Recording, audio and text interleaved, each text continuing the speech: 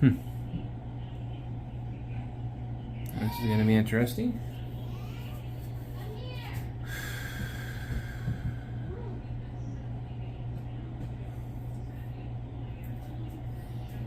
This always sucks. Okay, move these down to the end. I need this deeper end by the drain to be where my neck goes, because the water is coldest where it's deep. In every body of water, it's coldest where it's deep.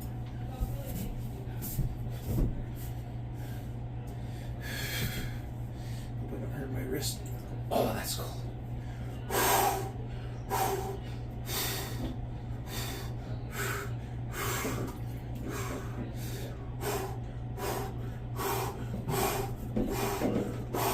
Actually, I think I could just go from here.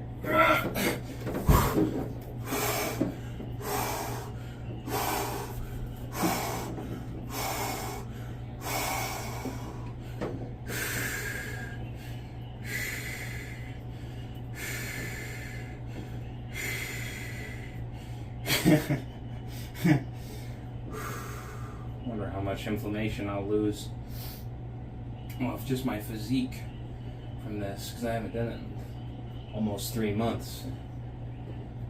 And I hope that video doesn't quit out on me. My intention for recording this first time back is to see how long I'm staying underwater. I think a minute wouldn't be any problem.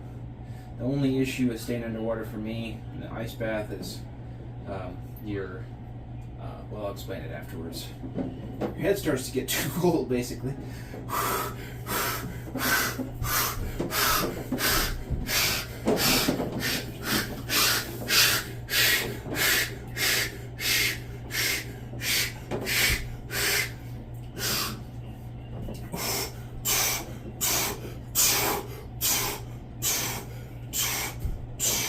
Here we go. Neck relaxation coming up.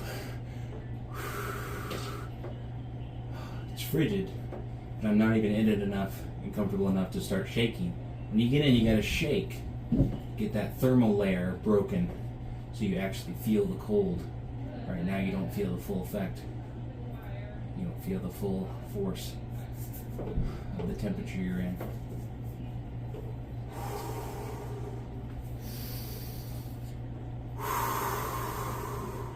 Once I'm in, I gotta get pretty much, I go very slowly, but I gotta get right to some stretching. Move through the ranges.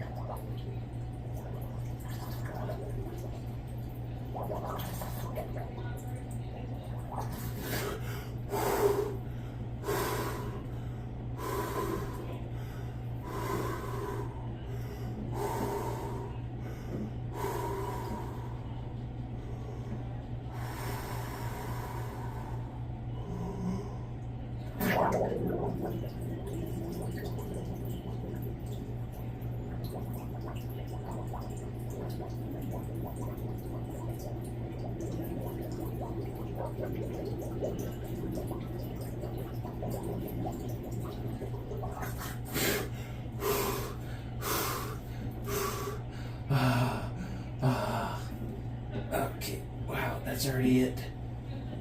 Tolerances aside, my head is freezing. Not good. Alright, I'm going to do my legs because my legs are sore, see if that helps me at all. I don't know if maybe the video's already cut out, but I don't know if I'll put all this up, if I can trim it down. This would be interesting because the legs are kind of visible as well. I often get some nerve pain, and I forget which foot it is. I think it's my left outer heel. Here we go. Legs are going in now.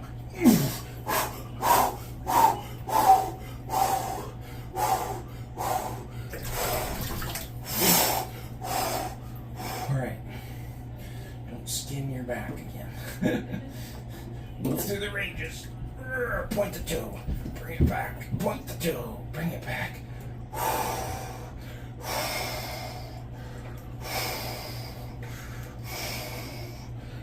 Don't ever put your forearms in the plunge.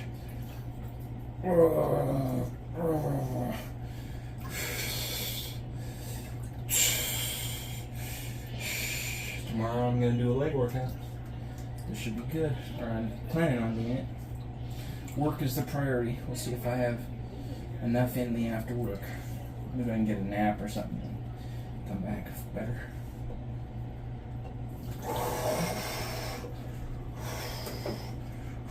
Normally, like I told the guys, I do 10 minutes. Normally I'll be in here for about 4 or 5 minutes on my back, like I just was. Then I'd be in here for about 3 to 6 minutes on my legs, and then another 3 minutes on my back. Because obviously I can't put my whole body in this particular cold plunge. This is the cleanest body of water I can afford right now.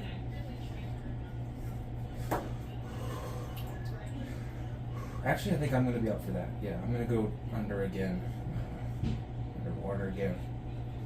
On my back. My toes are starting to hurt. My legs feel better already. Alright, let's do that. Safely, slowly, reacting to everything I feel tentatively. No injuries, nothing stupid. That would require me to rely on my youth for healing and recovery. That would be bad. That goes over your chest, it gets real.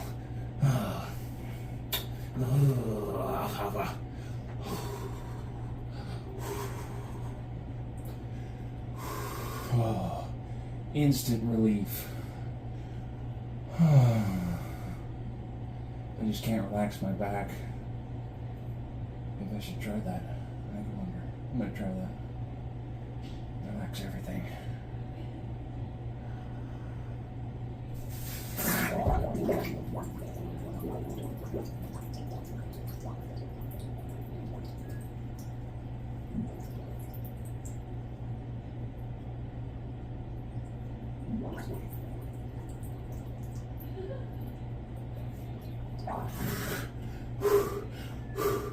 That was just for breath.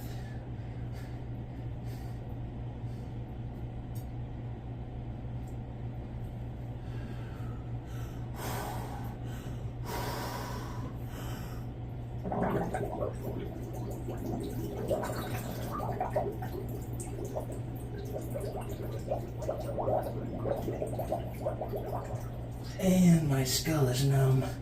Ouch, ouch, ouch, ouch, ouch, ouch, ouch. Oh.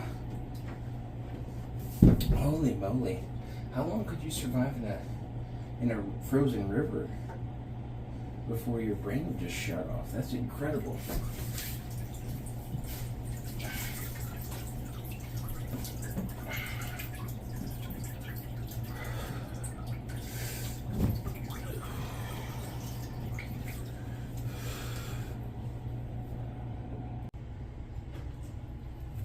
So, there's me after the cold plunge.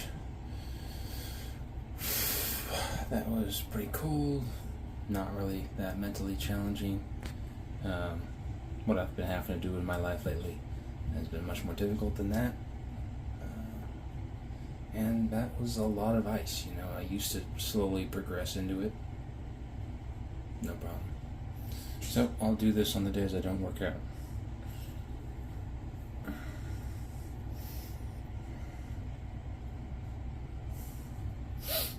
See what I can get done. What I was saying when I was in there, when you stay too long in the cold water, submerged with your head under,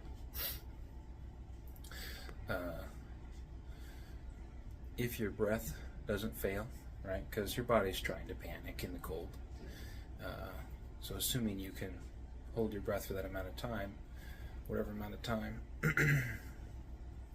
the next thing other than your breath that would fail is your sinuses. Okay, so the sinuses are going to freeze.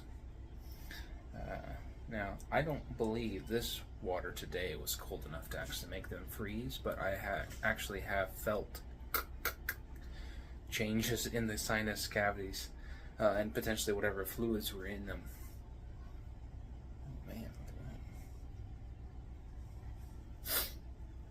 look at that. So, yeah, it can be dangerous. The deeper the water you're doing it in, and the lower you are in that water, the colder it is. So if you have a thermometer, I don't really know how accurate that thermometer is because it's measuring the temperature of the surface of the water, most likely. But anyway, first cold plunge back. Exciting. Gonna be more consistent with it. I think it'll help my health. I just need to be more careful about how I transport the ice back and forth to the chest freezer because I do this to help my neck and any localized soreness, decrease inflammation throughout the body. And if I carry the ice or too much ice in one trip, I don't even know what the real problem is, but sometimes it'll tweak my neck, especially if I do it too quickly after this. The ice bath is the one place I can go where my neck fully relaxes and I can get some relief from the constant discomfort, low or high levels of pain. So I love it. Get out there and get cold, right? So all that and a good thing done, and the benefits reaped. You know, my neck still feels good, shockingly. I still made a mistake. I've still made an error, and the root of the error and the cause of it was, again, my lack of discipline. Big problem. So,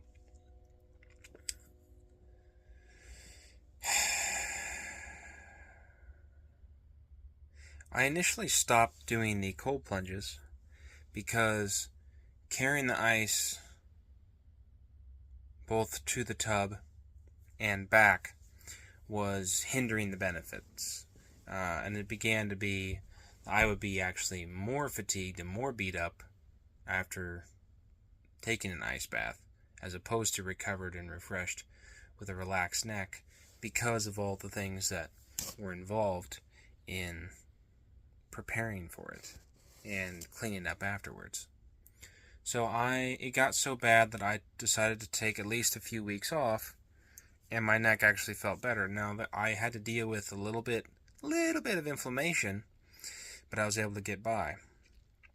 And then about a month and 5 or 6 weeks. 5 or 6 weeks went by, not a month. 5 or 6 weeks went by, and I noticed every once in a while in the evenings, because that's when I really kind of, think about my day and how I'm feeling. It wasn't as obvious to me in the morning, but in the evenings I noticed that there was more inflammation just constantly present inside my neck, in the innermost part of my neck throughout, and that it was, coming up the back of my head, and I was beginning to be inflamed and swollen. And then 2 months, I noticed it 2 or 3 times in that time frame, but 2 months was like, okay, this is bad. It's been 2 months. Oh my goodness. And now, nearly 3 months or thereabouts. Obviously today I broke that, but because we're back to the cold plunges.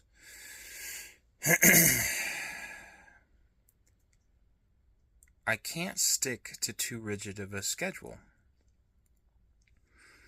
Whether that be workouts or arm wrestling or things I love or things I hate, I can't stick to it too strict of that, because everything is under the banner of health, right? Just like God is too big of a